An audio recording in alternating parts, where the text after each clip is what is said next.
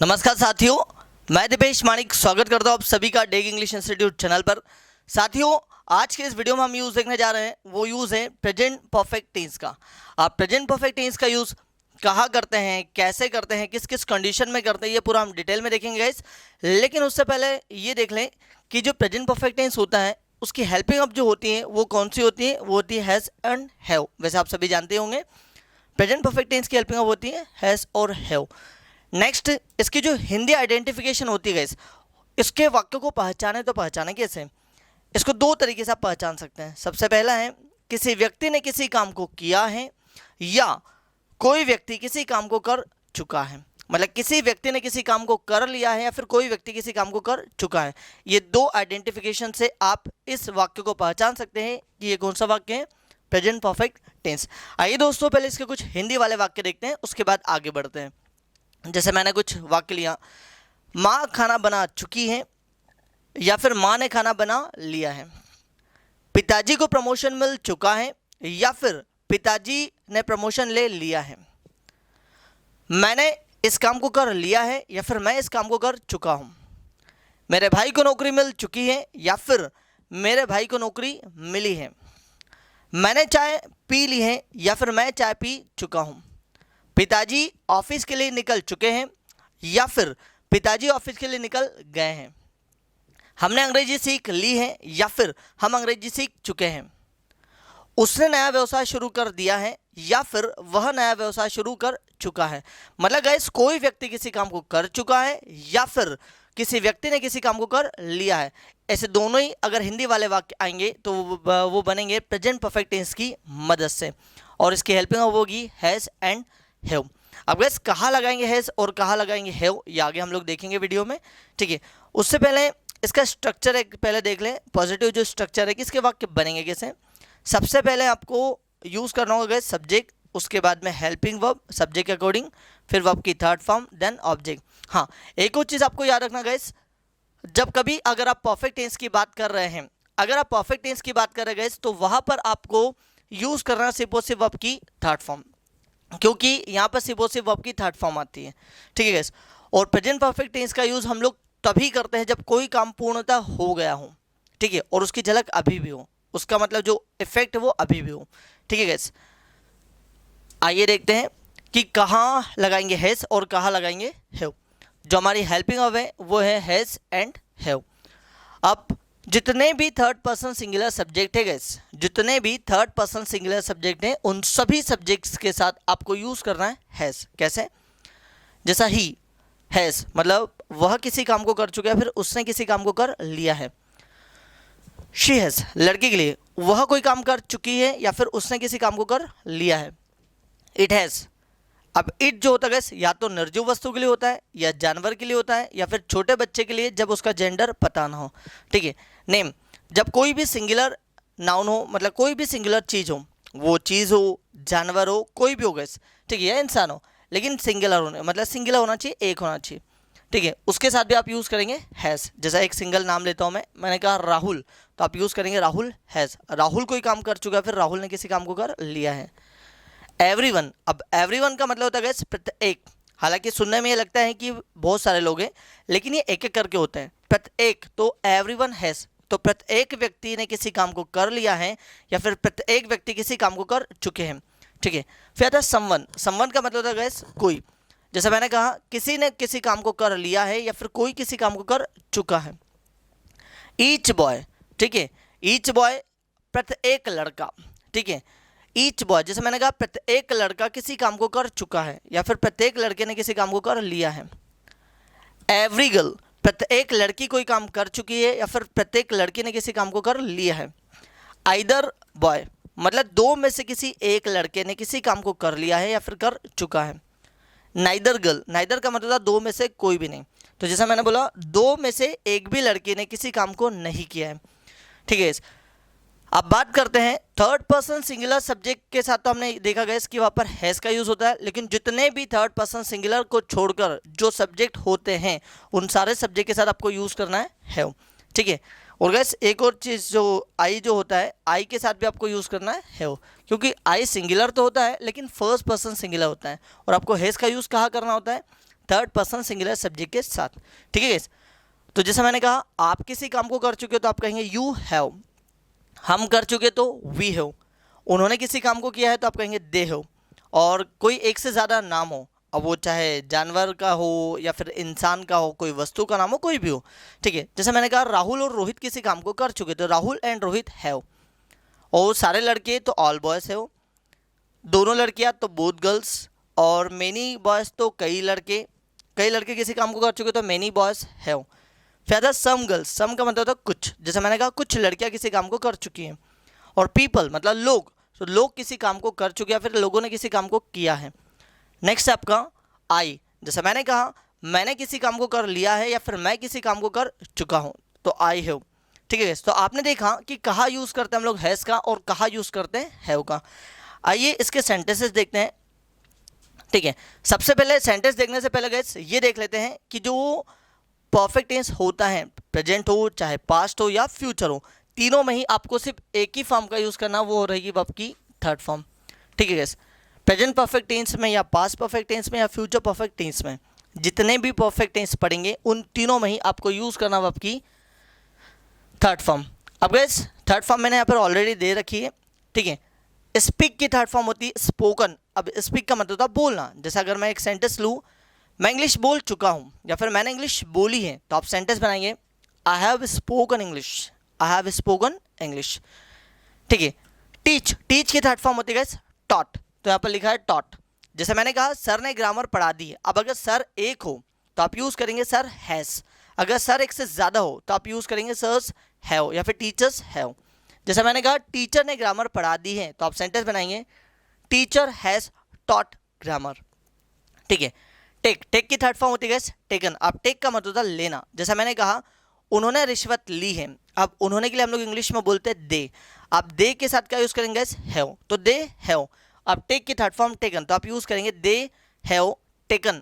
आप रिश्वत के लिए बोलते हैं ब्राइब्स, तो दे हैव टेकन ब्राइब्स, उन्होंने रिश्वत ली है, ठीक है। गिव की थर्ड फॉर्म होती है गिवन, और गिव का मतलब होता है देना। जैसा मैंने कहा मैंने पैसा दे दिया है, अब आई के साथ आप यूज़ करेंगे हैव। जैसा मैंने एक सेंटेंस लिया मैंने पैसा दे दिया है, तो सेंटेंस बनेगा आई हैव गिवन मनी, ठीक है। एक्सेप्टेड, अब एक्सेप्ट की थर्ड फॉर्म होती है एक्सेप्टेड। जैसा मैंने कहा मैंने सर का प्रपोजल एक्सेप्ट कर लिया है, तो I have accepted the proposal of sir, ठीक है गैस। फिर सेंट, अब सेंट की थर्ड फॉर्म होती है सेंट। अब सेंट जैसा मैंने कहा माँ ने पैसा भेज दिया है या फिर माँ पैसा भेज चुकी है, तो माँ सिंगुलर होती है, मतलब माँ एक ही होती है, सही सी बात है, तो आप मदर के साथ आप यूज़ करेंगे हैज़। जैसा एक सेंटेंस लिया माँ ने पैसा भेज दिया है फिर माँ पैसा भेज चुकी है, तो आप सेंटेंस बनाएंगे mother has sent money, like this. Read, अब रीड का मतलब होता है पढ़ना। अब रीड की थर्ड फॉर्म होती है रेड, स्पेलिंग सेम रहेगी लेकिन उच्चारण इसका आप लेंगे रेड। पापा ने अखबार पढ़ लिया है, अब पापा सिंगुलर है तो गैस आप इसलिए यूज़ करेंगे हैज़, तो father has red newspaper. Right की थर्ड फॉर्म होती है रिटन। जैसे मैंने कहा सर ने एप्लीकेशन लिख ली है या फिर सर एप्लीकेशन लिख चुके हैं, तो आप सेंटेंस बनाएंगे sir has written an application, ठीक है गैस। इन्वेस्टेड, अब इन्वेस्ट की थर्ड फॉर्म होती है इन्वेस्टेड, मतलब होता है निवेश करना। जैसा है मैंने टाटा कंपनी में इन्वेस्ट किया है मेरा पैसा, तो I have invested my money in Tata company, ठीक है गैस। रेफर्ड मतलब होता है किसी को भेजना, किसी की ओर भेजना। जैसे आपने सुना होगा कि डॉक्टर ने किसी मरीज को रेफ़र कर दिया, तो आप इस तरीके से सेंटेंस बनाइए डॉक्टर ने पेशेंट को बॉम्बे हॉस्पिटल के लिए रेफ़र कर दिया है या फिर कर चुके हैं, तो the doctor has referred the patient to Bombay hospital, ठीक है। अब गेट की थर्ड फॉर्म होती है गॉट। अब गेट का मतलब होता है प्राप्त करना। सेंटेंस बनाएंगे वह सफलता प्राप्त कर चुकी है या फिर उसने सफलता प्राप्त कर ली है। अब गैस उसने के लिए लड़की है, तो आप यहाँ पर बोलेंगे शी, आप शी के साथ यूज़ करेंगे हैज़, तो शी हैज़ गॉट सक्सेस। फिर आता है ईट की थर्ड फॉर्म होती है इटन। आप जैसे मैंने कहा माता पिता ने खाना खा लिया है, तो आप कहेंगे पेरेंट्स, आप माता पिता दो है गैस, तो आप यहाँ यूज़ करेंगे हैव, तो पेरेंट्स हैव इटन फूड, ठीक है गैस। अब मैनेज का मतलब होता है प्रबंध करना। जैसे मैंने कहा मैंने मेरी टीम को मैनेज किया है, तो सेंटेंस बनेगा I have managed my team, ठीक है। लीड, लीड का मतलब होता है नेतृत्व करना। राहुल ने छोटे भाई का नेतृत्व किया है, तो आप सेंटेंस बनाएंगे Rahul has led his younger brother. Break, break की थर्ड फॉर्म होती है ब्रोकन, और ब्रेक का मतलब होता है तोड़ना। जैसा मैंने कहा उसने ट्रैफिक नियमों का उल्लंघन किया है, ठीक है, तो आप सेंटेंस बनाएंगे he has broken the traffic rules. Started का मतलब होता है शुरू करना, स्टार्ट का मतलब होता है शुरू करना, और स्टार्ट की थर्ड फॉर्म होती है स्टार्टेड, ठीक है। जैसा मैंने नया व्यवसाय शुरू किया है, तो सेंटेंस बनेगा I have started new business, ठीक है। और मेक, मेक की थर्ड फॉर्म होती है मेड, और मेक का मतलब होता है बनाना, बनाना। जैसा एक सेंटेंस लिया मैंने, उसने खिलौने बनाए हैं, तो ही हैज़ मेड टॉयज, ठीक है गैस। फॉलो, फॉलो का मतलब होता है अनुसरण करना या फिर पीछा करना। जैसे मैंने कहा मैंने ट्रैफिक नियमों का पालन किया है, तो आप सेंटेंस बनाएंगे I have followed the traffic rules, ठीक है। थ्रो, थ्रो की थर्ड फॉर्म होती है थ्रोन। जैसे उसने गेंद फेंकी है आपकी ओर, तो he has thrown the ball towards you, ठीक है। गो की थर्ड फॉर्म होती है गॉन, मेहमान जा चुके हैं, तो आप सेंटेंस बनाएंगे the guest have gone. Attack, attack की थर्ड फॉर्म होती है अटैक्ड। पाकिस्तान ने भारत पर हमला किया है, तो आप सेंटेंस बनाएंगे पाकिस्तान हैज अटैक्ड भारत, ठीक है। ऑन नहीं आएगा वैसे यहाँ पर, क्योंकि अटैक अपने साथ में ऑन नहीं लेता है। कलेक्ट, कलेक्ट की थर्ड फॉर्म होती है कलेक्टेड। जैसे हमने चंदा इकट्ठा किया है, आप चंदा के लिए बोलते हैं डोनेशन, तो we have collected donation. Create का मतलब होता है रचना या किसी चीज़ को बनाना। मैंने एक एप्लीकेशन क्रिएट की है, तो आप बनाएंगे I have created an application या फिर सॉफ्टवेयर। डिपॉजिट, डिपॉजिट का मतलब जमा करना। माता पिता ने पैसा जमा किया है एसबीआई बैंक में, तो parents have deposited money in SBI bank. Catch, catch की थर्ड फॉर्म होती है कॉट, ठीक है। पुलिस ने उसे रंगे हाथों पकड़ा है, तो आप कहेंगे पुलिस। आप गैस पुलिस प्लूरल होता है, इसलिए पुलिस के साथ आप यूज करेंगे हैव, तो पुलिस हैव कॉट हिम, रंगे हाथों के लिए बोलते हैं रेड हैंडेड, तो police cot him red handed, ठीक है। स्टडी, स्टडी की थर्ड फॉर्म होती है स्टडीड। जैसे मैंने कहा हमने पढ़ाई की है यूके में, तो we have studied in UK. और अरेंज, अरेंज की थर्ड फॉर्म होती है अरेंज्ड, ठीक है, जमाना या व्यवस्थित करना। मैंने मेरे बिस्तर को अरेंज कर दिया है, तो I have arranged my bed. The next one is that stolen, मतलब स्टील की थर्ड फॉर्म होती है स्टोलन, और स्टील का मतलब होता है चुराना। किसी ने मेरा पर्स चुरा लिया है, तो आप सेंटेंस बनाएंगे किसी के लिए बोलते हैं समवन, और समवन के साथ आप यूज करेंगे हैज, तो समवन हैज स्टोलन माई। जैसे मैंने कहा कि किसी ने मेरा पर्स चुरा लिया, तो someone has stolen my purse, और किसी ने मेरा पैसा चुरा लिया, तो someone has stolen my money, ठीक है गैस। फिर था डोनेट, डोनेट का मतलब होता है दान देना, ठीक है। जैसे मैंने कहा हमने रक्तदान किया है, तो वी हैव डोनेटेड ब्लड। और last one is that participate, और पार्टिसिपेट की थर्ड फॉर्म पार्टिसिपेटेड। जैसे सेंटेंस लिया राधा ने प्रतियोगिता में भाग ले लिया है, तो आप सेंटेंस बनाएंगे Radha has participated the competition. हाँ, एक और चीज़ गैस, पार्टिसिपेट के साथ में आपको इन का यूज़ नहीं करना है, क्योंकि अगर आप इन, पार्टिसिपेट खुद कहता है किसी चीज़ में भाग लेना, इसलिए आप पार्टिसिपेट के साथ इनका यूज़ नहीं करेंगे, ठीक है गैस।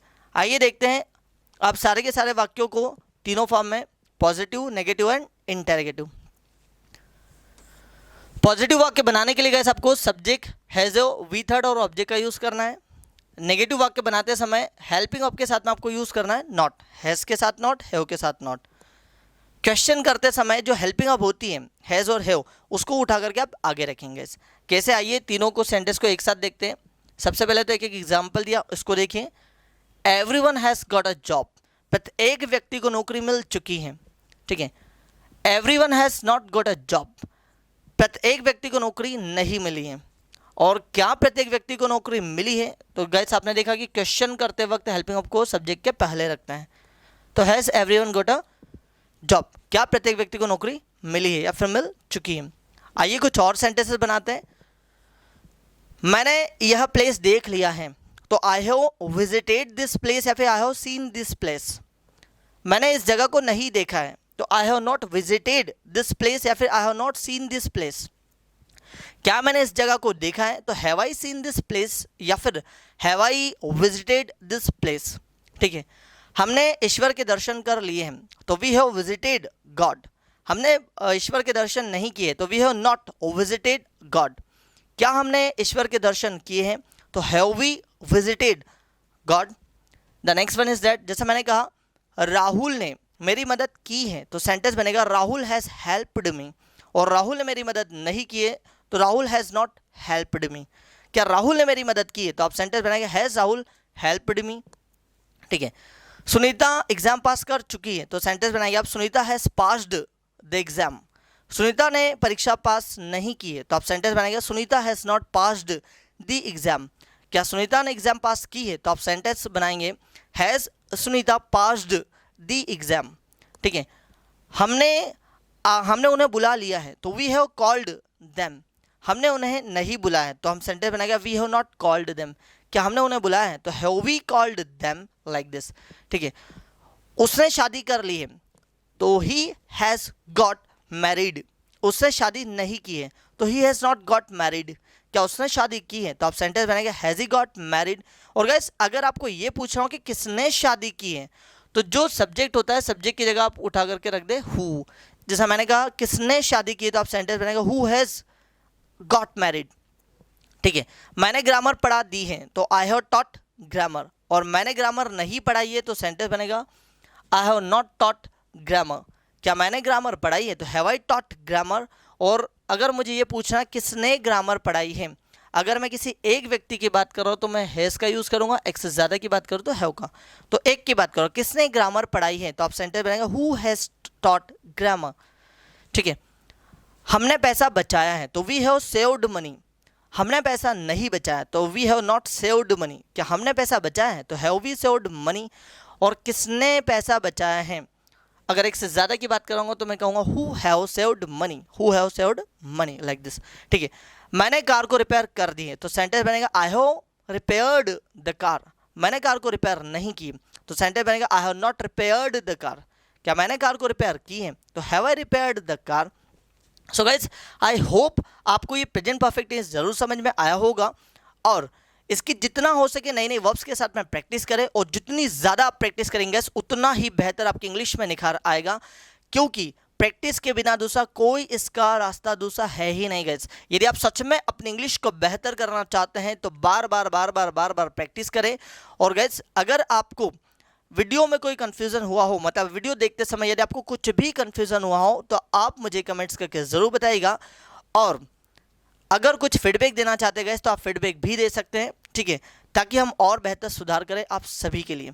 ठीक है गैस, और एक बार फिर बोलना चाहूँगा यदि कोई डाउट हो तो कमेंट्स करके ज़रूर बताइएगा। इसका रिप्लाई मैं आपको अगले वीडियो में ज़रूर दूंगा। आप सभी का दिल की गहराइयों से बहुत बहुत धन्यवाद।